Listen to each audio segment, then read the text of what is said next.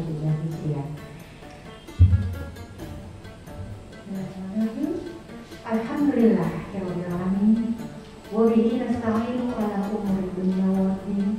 Wassalatu wassalamu ala asrofil anbiya'i wal mursalin sayyidina Muhammadin wa ala alihi wa ashabihi ajmain. Amma ba'du.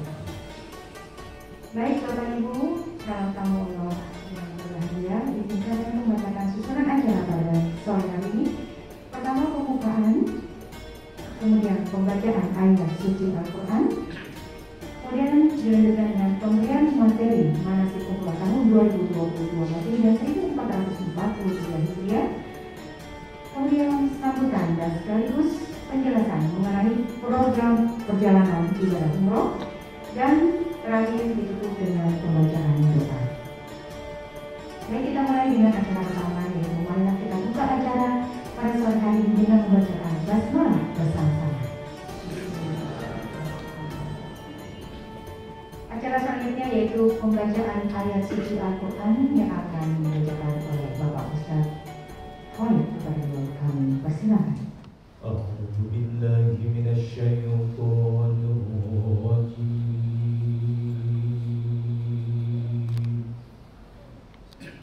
Bismillahirrahmanirrahim.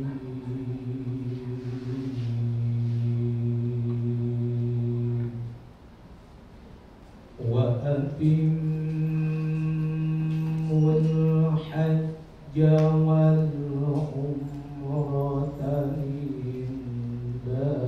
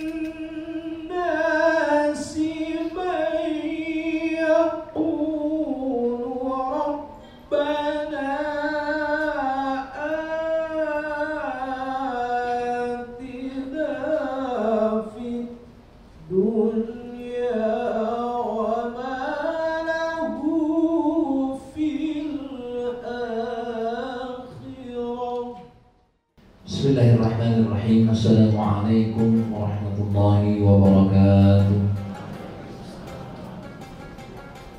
Innal hamdalillah nahmaduhu wa nasta'inuhu wa nastaghfiruh wa na'udzu billahi min shururi anfusina wa min sayyiati a'malina. Man yahdihillahu fala mudilla lahu wa man yudlil fala hadiya lahu.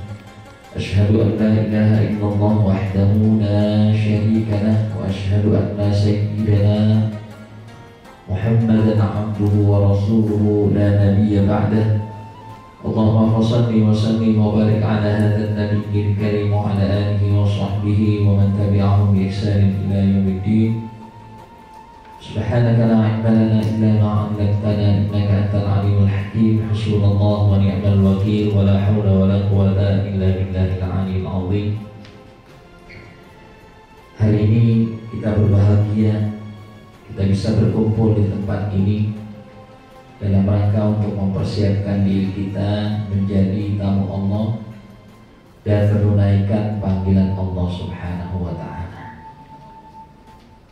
Betapa tidak para jamaah sekalian, karena panggilan Allah itu khususnya baik haji maupun umroh tidak sembarang orang ataupun tidak setiap orang bisa mendapatkannya kecuali kalau dia memang menjadi orang-orang yang terpilih.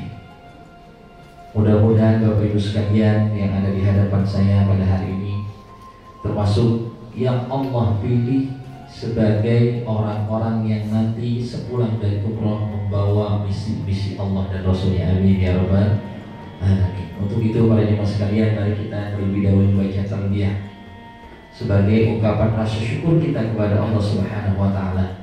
Bismillahirrahmanirrahim. Labbaik Allahumma labbaik لبيك لا شريك لك لبيك إن الحمد والنعمة لك والملك لا شريك لك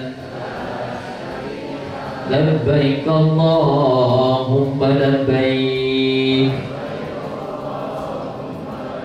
لبيك لا شريك لك لبيك إن الحمد والنعمة لك والملك لا شريك لك. Bapak dan Ibu sekalian yang dirahmati Allah, salam Andi yang nanti insyaallah akan dampingi Bapak Ibu sekalian dalam perjalanan ini. Kita lanjut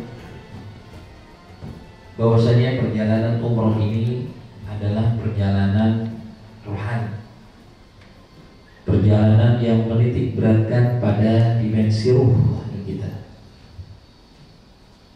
Maka setiap orang yang akan melaksanakan ibadah haji maupun umroh biasanya lebih menguatkan unsur rohani.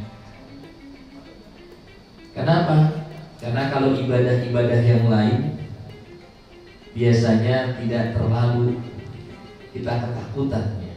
Kita bisa melaksanakan sholat, kita bisa melaksanakan puasa, zakat. Tapi kalau sudah bicara masalah ibadah haji ataupun umroh atau yang dikenal dengan haji kecil atau haji kecil, karena kita hanya melaksanakan tawaf, sa'i, dan tahallul. Karena kalau haji yang dilaksanakan setahun kali itu ada ritual lainnya seperti wukuf di padang Arafah, bermalam dan Mina dan seterusnya. Intinya baik haji maupun umroh sebetulnya ada kesamaan. Kesamaannya itu adalah intinya kita menghadap kepada Allah Subhanahu wa Ta'ala menjadi tamunya. Tentunya setiap orang yang datang menghadap kepada Allah menjadi tamu Allah, dia harus siap dengan segala konsekuensi. Karena konsekuensi seorang tamu itu sebagaimana diungkapkan dalam sebuah pepatah bahasa Arab, ad-dhaifu kal mayyit. Yang namanya tamu itu seperti mayit. Maksudnya bagaimana? Setiap orang yang bertamu datang ke rumah seseorang, maka dia harus siap diperlakukan oleh tuan rumah. Tentunya kalau tuan rumahnya kenal kepada kita, apalagi akrab kepada kita, kita akan disiapkan segala hal yang kita suka. Bahkan yang kita nggak suka pun disiapkan. Ya. Kenapa? Karena kita dekat, kita akrab.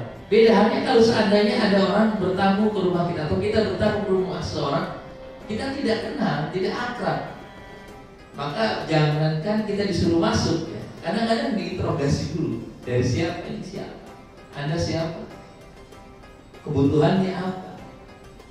Tapi kalau kita dikenal, walaupun kita tidak izin terlebih dahulu, masalah silakan. Kita akan diperlakukan dengan baik, dicarikan makan apa segala minuman.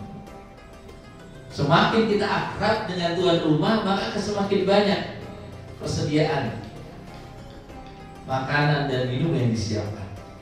Semakin kita posisinya lebih dekat tadi di hati, maka akan semakin banyak ya, bahkan persiapan rumahnya dan sebagainya. Beda halnya kalau seandainya kita tidak dikenal. Beda halnya kalau seandainya kita tidak dekat dengan tuan rumah, maka ya tidak ada yang disiapkan apa, barangkali cuma hanya sebatas kaki. Ini analoginya kalau seandainya kita bertamu. Sekarang kita datang ke rumah Allah. Ya. Yang punya rumah itu adalah pemilik alam jagat, yang termasuk dia yang mempunyai kita. Pertanyaannya para jemaah sekalian, apakah kita termasuk orang yang sudah kenal oleh Allah? Apakah kita termasuk orang yang kenal kepada Allah? Ini menjadi satu poin yang harus kita tanamkan sebelum kita bertanya kepada Allah. Dan inilah pentingnya kita menasih membangun kesadaran pribadi kita agar supaya ketika sampai di tanah air, sampai di tanah suci, kita betul-betul diperlakukan baik oleh para malaikat-malaikat Allah. Ya. Kita diperlakukan baik, diterima dengan baik, sehingga kita merasakan kenikmatan, kesejukan, ketenangan batin kita di hadapan Allah Subhanahu wa Ta'ala. Maka sudah dapat dipastikan kalau ada orang berangkat haji, berangkat umroh di tanah suci Mekah maupun Madinah masih banyak ngeluh, ini berarti ada masalah dengan dirinya. Sejatinya orang-orang yang datang ke tempat itu dia akan berbahagia, dia akan senang. Apalagi hal-hal yang kecil itu dia tidak akan pernah pikirkan. Kenapa? Karena dia sedang menghadapi hal yang luar biasa. Sama ketika kita dulu pernah merasakan jatuh cinta. Ada yang pernah jatuh cinta Bapak Ibu sekalian? Ada ya. Ketika dulu sebelum menikah dengan calon istrinya, nggak ada rasa capek, nggak ada rasa lelah. Untuk apa? Ingin bertemu dengan seorang kasih. Maka begitu juga ketika kita berada di tanah suci Mekah, di tanah suci Madinah, maka akan bahagia. Karena kesempatan itu mahal. Maka tidak ada kata mahal untuk membayar ongkos berangkat. Kenapa? Karena ada yang lebih mahal yang kita dapat. Kita saja kalau pengen buru-buru kadang-kadang berapapun kita bayar. Nggak apa-apa, mahal, yang penting saya bisa berangkat ya. Oh, itu urusan dunia. Tapi bagaimana kesempatan ini kita bisa raih untuk memperbaiki diri kita. Maka malam hari ini dianjurkan kita melaksanakan pertobatan kepada Allah Subhanahu wa Ta'ala. Barangkali apa selama ini kita suka lalai, suka lupa kepada Allah ya. Karena tidak sedikit orang yang ingin diperlakukan baik ataupun ingin mendapatkan fasilitas yang enak, nyaman di hadapan Allah, sementara dia tidak pernah membuat dirinya nyaman di hadapan Allah. Makanya ketika kita datang menghadap Allah di rumahnya, ibarat kita sedang menuju kepada sebuah kematian. Karena nanti orang meninggal itu menghadap Allah. Jadi orang yang menghadap Allah senang, maka matinya pun nanti senang. Ketika dipanggil Allah dan bersalawat, Allahu Akbar, Allahu Akbar, senang gak kita? Ada yang bilang, ya ada lagi. Kalau udah begini masalah ini. Tapi begitu, alhamdulillah. Kalau kita sudah biasakan ketika ada adzan berkumandang kita mengucapkan alhamdulillah, insya Allah untuk urusan-urusan akhirat kita. Maka malam hari ini kita mohon pada Allah untuk agar supaya Allah ampuni segala kesalahan kita, masalah baik dosa yang besar, dosa kecil, dosa yang sengaja maupun sengaja, yang tersembunyi maupun terang-terang. Kita mohon ampun kepada Allah. Perbanyak istighfar, perbanyak sholawat kepada baginda Rasulullah SAW. Mulai malam, bahkan dari hari ini, dari saat ini.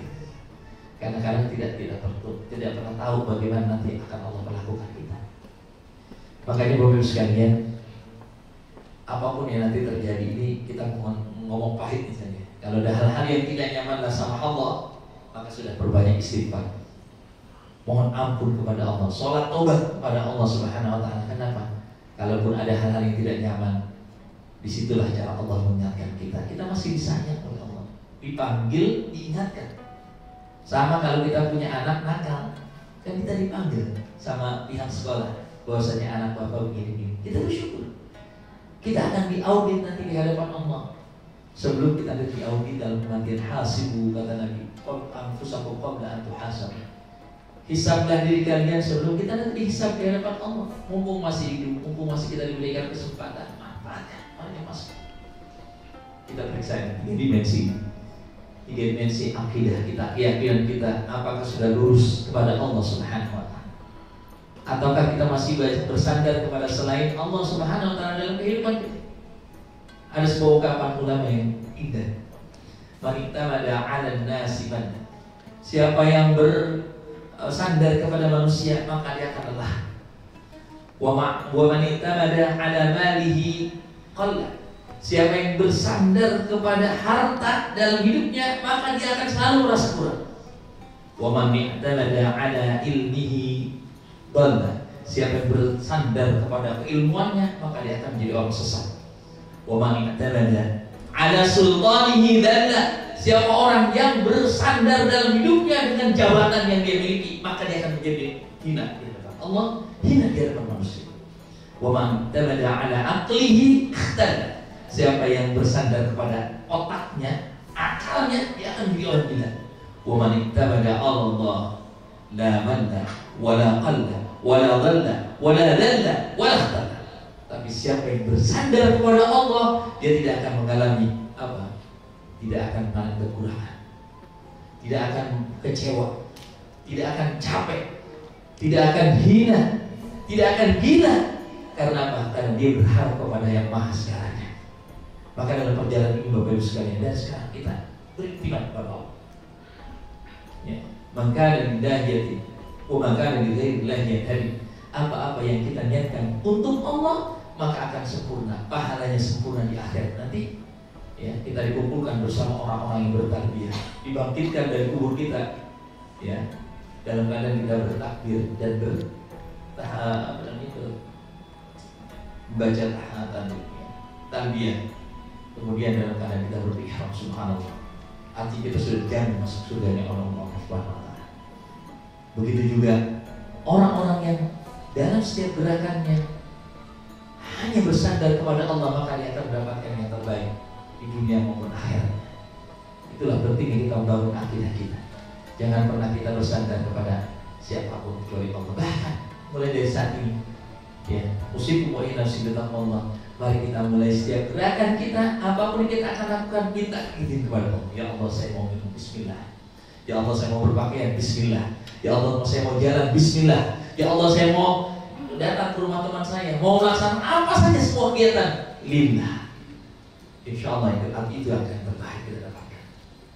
Kenapa? Karena kita semua bersyukur dan minta Allah Subhanahu wa taala. Baik, kalau kita dapat musibah, kita baca apa bilang?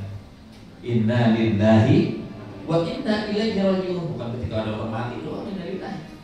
Jadi kan tahunya inna lillahi kalau lagi ada inna lillahi wa inna ilaihi raji'un. Padahal bukan ketika musibah, lampu mati, kehilangan, atau apapun yang tidak nyaman, maka ucapkanlah inna lillahi wa inna ilaihi. Jadi bangun kebersamaan kita dengan Allah sampai akhirnya kita hanya bersandar kepada Allah Subhanahu wa taala dalam setiap. Bahkan Rasulullah mengajarkan, ya, mengajarkan kepada kita, kalaupun seandainya ibu-ibu ketika masak ternyata garamnya habis, minta orang, ya Allah, garam udah habis, baru nyari. Jangan minta dulu marah-marah ini. Mana sih garamnya nggak ada? Akhirnya apa? Hidup kita jadi banyak kecewa. Yang pertama, dimensi akidah kita bangun kembali. Yang barangkali sudah sampai. Alhamdulillah tahun ini kita diuji oleh Allah dengan musibah. Ini musibah ini. Padahal musibah mungkin tidak ada apa-apanya dibanding dengan musibah di zaman Rasulullah yang disebut dengan to'on. To'on itu kan kalau sore kena, pagi mati. Pagi kena, sore mati. Itu namanya to'on. Itu paling dasar. Kalau di zaman kita enggak sebesar di situ. Tapi orang mungkin takut. Di zaman dulu orang tidak takut. Nah, kenapa? Karena kalau dia meninggal, dia bisa bertemu dengan Allah. Nah, kapan saya bertemu dengan Allah? Seperti hari ini Bapak Ibu sekalian, rindu ingin bertemu dengan Allah di rumah, di bait Allah. Bangun rasa cinta itu kepada Allah. Maka kita datang ke sana, kita untuk mengobati diri kita. Berobat. Kira-kira saya tanya Bapak sekalian, kira-kira ada yang takut kena penyakit nggak di sana? Ya, jangan. Kenapa? Di sana turbahnya saja, turabnya saja, gubarnya saja, apa namanya? Debu-debu yang ada di tanah Makkah dan Madinah jadi obat. Berarti kalau kita datang ke sana, kita akan mendapatkan obat lahir dan batin. Belum lagi minuman yang kita minum, air yang paling hebat, air yang paling dahsyat, ya, yang setiap hajat kita akan dikabulkan oleh Allah. Ma'u Zamzam lima syuriba lahu. Air Zamzam itu tergantung niat orang yang mau minum. Subhanallah. Jadi kita datang ke sana sebelum kita buat berobat lahir, berobat batin, memperbaiki dimensi akidah kita. Bagaimana dahulu kita belajar dari Siti Hajar, Nabi Ibrahim, Nabi Ismail, mereka membangun akidah tauhid di sana. Ya, Nabi Ibrahim ketika diperintahkan oleh Allah suruh ninggalin istrinya di tengah padang pasir, ya, istrinya Siti Hajar saat itu bawa anak yang masih baru habis ngelahirin. Ketika bertanya, ya Ibrahim, apa yang perintah Allah? Iya perintah Allah. Ya udah, kalau perintah Allah saya ikhlas. Sampai bertanya. Mungkin kalau logikanya orang bilang ini laki bilang punya bini baru ditinggal di tengah-tengah padang pasir yang tidak ada kehidupan. Tapi ini adalah perintah Allah. Saya yakin kalau ini perintah Allah, saya yakin kata Siti Hajar, Fa inna Allah la yudhim, pasti Allah tidak akan menyanyiakan. Itu membangun ketawahidan. Jadi kita belajar sana bagaimana Allah Subhanahu wa taala menjadikan tanah suci Mekah yang tadinya tanah kontang kering, tidak ada kehidupan. Jadi kalau 1 jam saja dikalikan dengan 5 waktu, berarti berapa? Cuma 5? Ya, sedangkan hidup kita sehari semalam berapa? 24, berarti hanya 1/5. Itu yang 1 jam. Kalau cuma 5 menit, ya mohon maaf kalau sholatnya seperti kampung cebok, berarti banyak sekali waktu-waktu yang kita buang begitu saja tanpa kita mengingat Allah Subhanahu wa taala. Bapak Ibu sekalian, di sini ada beberapa keutamaan ibadah umrah para jemaah sekalian. Ya, tadi akan menjadi pelipur dosa, diterima doa, permintaan dan ampunan, jihad bagi perempuan, menghilangkan kemiskinan. Jadi orang kalau sudah datang sana sebetulnya bukan membuang duit ya, tapi menggandakan duit. Ketimbang kita gandain duit sama enggak investasi bodoh, mending kepada Allah pasti itu akan jawab. Kenapa? Maka alladziina yunfiquna amwaalahum fi sabilillahi kamathali habbatin anbatat sab'a sanabil fi kulli sunbulatin mi'atu habbah wallahu yudha'ifu liman yasha' wallahu wasi'un. Wah, sudah dibalas oleh Allah minimal 700 kali lipat. Ya, mendingan sama Allah saja investasi kita. Apalagi ditambah tadi dosa kita diampuni. Maka saya tanya lagi pada sekalian, kemarin bayarnya berapa? Mahal nggak kira-kira? Bayar umroh mahal atau murah? Mahal murah. Iya, tambah final lagi. Mahal atau murah? Murah. Kalau ada yang bilang mahal, mendingan ambil, nggak usah berangkat. Kenapa Bapak sekalian? Ini banyak banget itu, banyak sekali. Yang kedua, kenapa saya bilang murah? Kalau ibu pintar jawabnya. Kalau kita beli sesuatu mahal, kebeli itu murah. Sesuatu yang murah, nggak beli itu mahal. Makanya ibu-ibu kalau sudah belanja, dia punya prinsip lebih baik nyesel beli daripada nyesel beli. Makanya bapak-bapak, para bapak-bapak, nanti kalau istrinya mau beli, kasih aja bos sekalian. Mau apa ambil. Kenapa? Karena kunci keberkahan dunia ada di bini, ada di istri. Kalau istrinya senang, hidup bapak ibu sekalian senang. Tapi kalau istri sudah mulai ngerasulah, hati-hati lu sakit terjadi banyak masalah. Kebaliknya kalau kunci akhirat ada di suami, jangan istri jangan coba-coba gitu. Khusnuzon kepada suami. Kalau suami sudah marah, tertutup pintu surga. Ya, jadi imbang sekali. Kembali. Jadi intinya perjalanan umrah itu murah. Kita keluarkan apa? Uangnya Allah yang persiapkan, waktunya, kesehatannya, semua Allah yang persiapkan. Belum lagi tadi banyak sekali fadilah-fadilah keutamaan. Itu semua dijanjikan oleh Allah. Bayangkan, semua fasilitasnya Allah yang berikan. Kemudian kita dibersihkan, diberikan berkah yang luar biasa. Maka para jemaah sekalian, jangan sampai kita ketika sudah berada di sana menjadi sia-sia ibadah kita tuh. Maka luruskan niat, lillah, hindari kesyirikan, macam-macam. Dan pokoknya hal-hal aneh-aneh udah jangan dipikirin. Ya.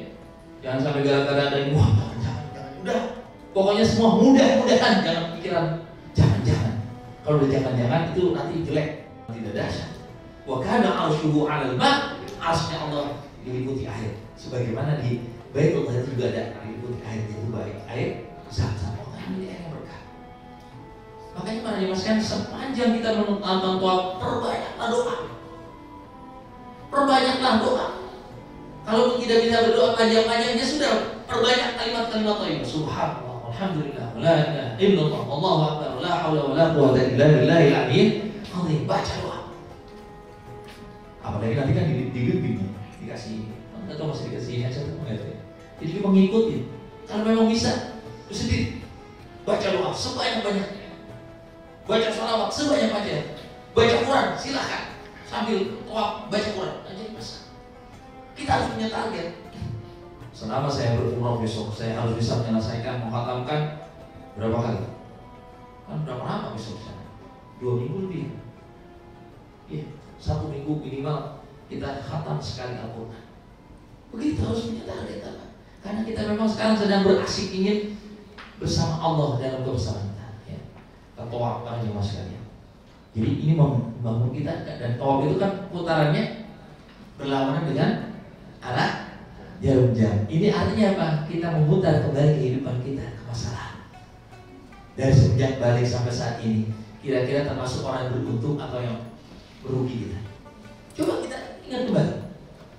Lebih banyak waktu yang kita gunakan bersama Allah, atau lebih banyak waktu kita gunakan untuk hal-hal yang bukan bersama Allah? Hai, Allah kasih kita harta. Harta itu lebih banyak untuk Allah atau untuk dunia?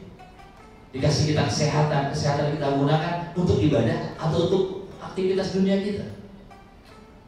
Dikasih ilmu yang harusnya manfaat untuk kita, untuk orang banyak, atau hanya sebaliknya, justru untuk menyesatkan orang. Terus, mari, mata kita yang Allah berikan nikmat yang luar biasa. Maka inilah kesempatan para jemaah memutar balik kehidupan kita sebagaimana waktu kita telah, agar semuanya kembali untuk Allah. Subhanallah para jemaah sekalian. Selesai kita tawaf, baru kemudian kita apa? Kita bertahalul sebagai rangkaian terakhir. Tahalul berarti apa? Menghalalkan. Berarti kita sudah dimuliakan oleh Allah Subhanahu wa taala. Di satu sisi kita menghalalkan, menyelesaikan, berarti semua larangan ketika kita berihram sudah tidak lagi berlaku pada saat kita sudah halal. Itu mana secara syariahnya. Tapi makna hakikatnya, ketika kita bertahlul berarti kita sudah bisa memangkas semua pikiran-pikiran buruk, memangkas semua sifat-sifat yang buruk, memangkas semua hal-hal yang negatif di dalam kehidupan kita. Maka kita sudah bersih dari dosa, bersih dari perbuatan-perbuatan yang tidak baik, bahkan pikiran dan niatan-niatan yang tidak baik. Ya, inilah simbol-simbol yang harus kita pahami ketika kita berumrah.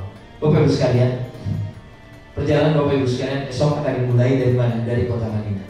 Ketika kita landing, kita langsung masuk Madinah. Maka Madinah adalah salah satu kota yang sangat dicintai oleh Rasulullah SAW. Ya, bahkan Rasulullah SAW pernah berdoa, Allahumma habib ilayya al-Madinah kahubbina Makkah awsyad. Ya Allah, berikan aku, karuniakan aku rasa cinta kepada kota Madinah sebagaimana aku punya rasa cinta kepada kota Makkah yang merupakan tempat kelahiranku. Ini doa Nabi. Au asyad, bahkan berikan aku rasa cinta yang lebih kepada kota Madinah ketimbang kota Makkah. Ya, bagaimana Rasulullah sangat mengidolakan kota Makkah. Bahkan kalau Rasulullah SAW keluar kota Madinah untuk berperang ataupun untuk keluar lain, ketika kembali Rasul berburu. Saking apa? Saking Rasulullah mencintai kota Madinah. Makanya Bapak sekalian, nanti kalau kita berada di Madinah, jangan dibanding-bandingkan sama Makkah, tapi memang akan terasa di Madinah itu, Masya Allah, baca Quran enak, itikaf enak, masyarakat juga luar biasa. Kalau di Makkah, wah luar biasa ya. Tantangannya lebih berat kan, apalagi kalau kita lebih terasa kalau di musim-musim bulan Ramadan. Wah, nikmat sekali. Ya, beritikaf. Wah, yang namanya makanan dan sebagainya semua melimpah, ya, melimpah semuanya. Belum lagi ketertibannya dan sebagainya. Di Madinah itu luar biasa para jemaah sekalian. Jadi cintailah kota Madinah. Bahkan Rasulullah SAW memilih kota Madinah sebagai pelabuhan terakhirnya sampai beliau wafat. Kenapa? Nanti kuburan yang pertama kali akan terbuka di hari kiamat adalah kuburan yang baginda Rasulullah SAW bersama dua sahabatnya, Abu Bakar dan Sayyidina Abu Bakar, kemudian Ashab Al-Baqi, orang-orang yang dimakamkan di Baqi, kemudian orang-orang yang dimakamkan di Ma'la, dan kemudian barangkali setelah itu adalah orang-orang yang dimakamkan di Al-Quds. Nah, baru kemudian yang lainnya. Makanya Rasulullah SAW sangat menganjurkan kepada para sahabat untuk bisa meninggal di kota Madinah. Maka tidak sedikit di antara para jamaah yang punya cita-cita mudah-mudahan saya meninggal di Madinah atau di kota Makkah. Ya para jamaah sekalian, ini saking kenapa? Karena kota Madinah ini adalah salah satu kota yang sangat dimuliakan oleh Allah dengan adanya sosok baginda Rasulullah SAW. Bahkan Rasulullah mengatakan Al-Madinah Kal-Qir, kota Madinah itu laksana tuku api. Yang apabila tuku api itu dimasukkan besi yang sudah berkarat, maka karatnya itu akan kotor, akan membersihkan segala kotor. Maka begitu juga orang yang datang ke kota Madinah dengan membawa dosa, maka dosanya akan dirontokkan oleh Allah, dihabiskan oleh Allah Subhanahu wa taala. Maka kenapa? Sekali lagi saya katakan, ketika kita berada di Madinah, semangat ibadah kuat, semangat untuk melakukan kebaikan kuat, karena dosa-dosa kita sudah dihapuskan digratiskan oleh Allah Subhanahu wa taala. Makanya Bapak sekalian, inilah saya katakan tadi, perjalanan kita ini kita bayar berapapun murah. Kenapa? Banyak sekali manfaatnya. Belum lagi kita bisa berziarah ke makam Rasulullah sallallahu alaihi wasallam. Bahkan Rasulullah mengatakan dalam sebuah hadis, man hajjal baita wa lam yazurni faqad jabar. Siapa orang yang berhaji, berziarah ke Baitullah, ke tanah suci Makkah, bertawaf, bersa'i, melaksanakan ibadah di kota Makkah, tapi dia tidak berziarah kepada Nabi, maka jawabannya sungguh dia telah su'ul adab kepada Nabi. Orang yang kurang ajar kepada Nabi, orang yang kurang etika kepada Nabi. Maka sudah sewajarnya kita datang untuk berbanyak-banyak berziarah kepada Nabi. Jangan hanya waktu datang doang. Ini kebanyakan para jamaah kadang-kadang cuma ikuti program. Besok Bapak Ibu sekalian pagi-pagi kita akan ziarah. Setelah itu nggak ziarah lagi. Apalagi ibu yang diingetin pulang nenteng, pulang nenteng, pulang nenteng. Gitu pulang tetekannya habis, ya sedih. Kenapa tetekannya nggak bawa? Ya, jangan. Yang penting kita biasakan setiap kali kita datang ke masjid, minimal waktu habis sholat subuh ataupun setiap kali kita datang ke Masjid Nabawi, maka salam kepada Rasulullah. Assalatu wassalamu alaika ya Rasulullah, assalatu wassalamu alaika ya Nabi Allah, assalatu wassalamu alaika ya sahabat dan seterusnya. Salam kepada Rasulullah. Bangun rasa kerinduan kepada Rasulullah. Bagaimana tidak? Rasulullah adalah orang yang sangat cinta, orang yang sangat peduli kepada umat. Didoain kita pada jemaah sekalian. Bahkan Rasulullah pernah menangis. Ditanya oleh para sahabat, apa nangis Rasul? Kan kita ada di sini. Kan kami ada sahabat yang bukan, saya itu orang-orang umatku nanti di akhir zaman. Kenapa? Karena mereka sudah jauh dari masaku, tapi dia masih mencintai aku. Maka kita mudah-mudahan termasuk orang yang dirindukan oleh Rasulullah SAW. Maka kita harus tahu diri. Kalau kita ingin dirindukan Rasulullah, maka sering-seringlah berselawat, seringlah berziarah ketika kita berada di sisi Rasulullah SAW. Ziarah. Habis sholat, khususnya bapak-bapak, begitu bubar sholat, lewat depan, salam. Assalamualaikum ya Rasulullah, assalamualaikum ya Habibullah. Terus, dia lakukan itu tiap hari.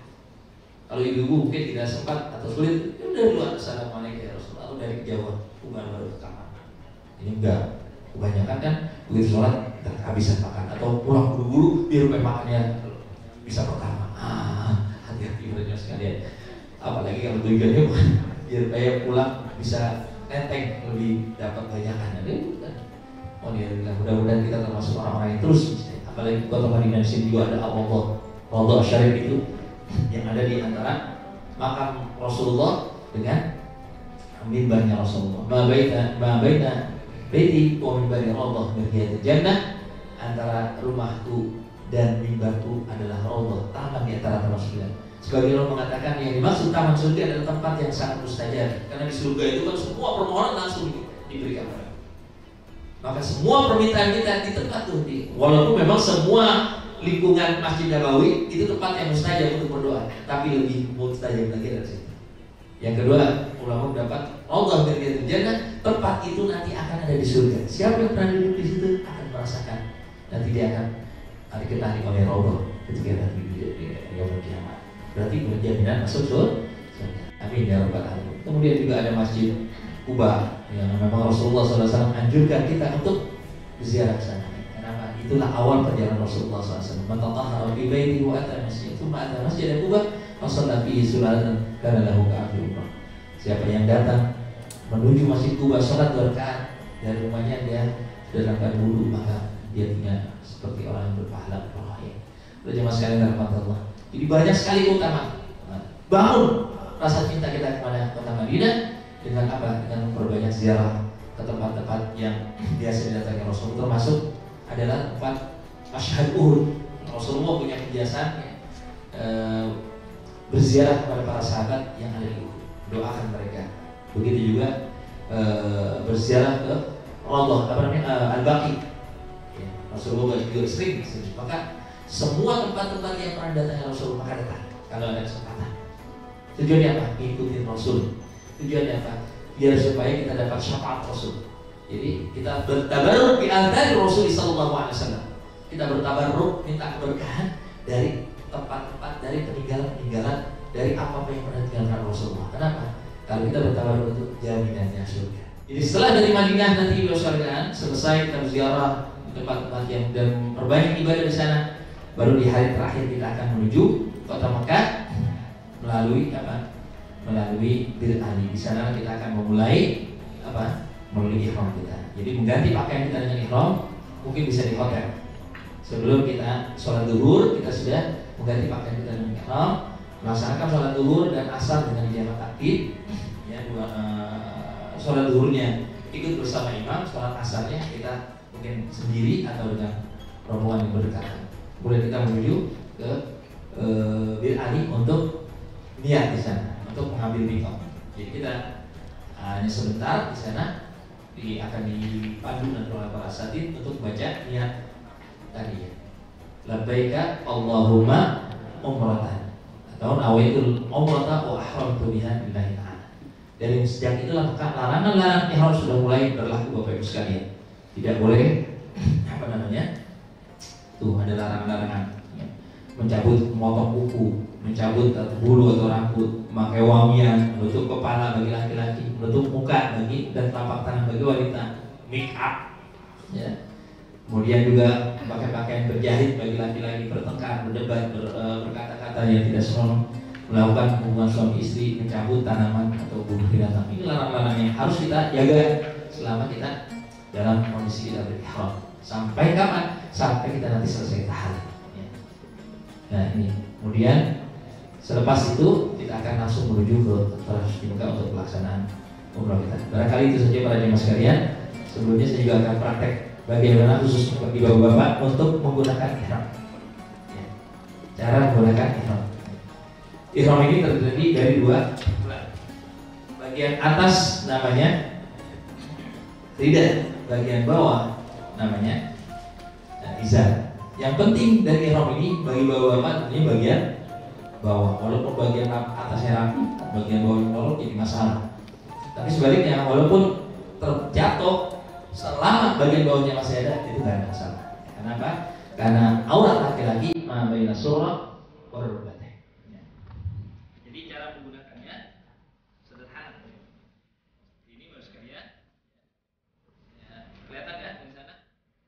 Jadi disatukan antara dua sisi ihram. Disisakan banyak cara sebetulnya, tapi ini cara yang paling mudah. Disisakan sepertiga ini, kemudian di tengah, lagi, ya, biar kelihatan jauh. Ya, ini ya, jadi disisakan sepertiganya. Ya, kemudian kita ke tengah. Sekali lagi. Kemudian di kalau kurang yakin, kalau kurang kuat, maka bisa ditambah dengan ya sudah depan itu ada. Di sini ada. Jadi nggak perlu ke sana bang. Tapi kalau sudah siap, di sana juga ada. Biar kayak kuat. Khawatir karena nanti melorot ataupun tertarik waktu jejak-jejak kadang-kadang.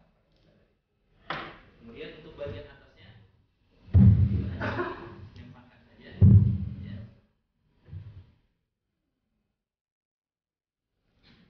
Ini udah agak lama saya lupa nih 2 tahun ya.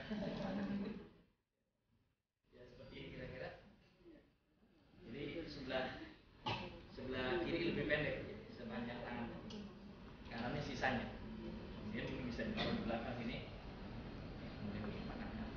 Inilah cara menggunakan ihram. Kemudian pakaian dalam sudah harus dilepas semua. Ya, pakaian dalam sudah tidak lagi boleh digunakan. Kapan itu mulai berlaku? Ketika kita sudah mengucapkan labbaika Allahumma umratan di Bir Ali. Kalau sebelum itu walaupun sudah pakaian masih belum.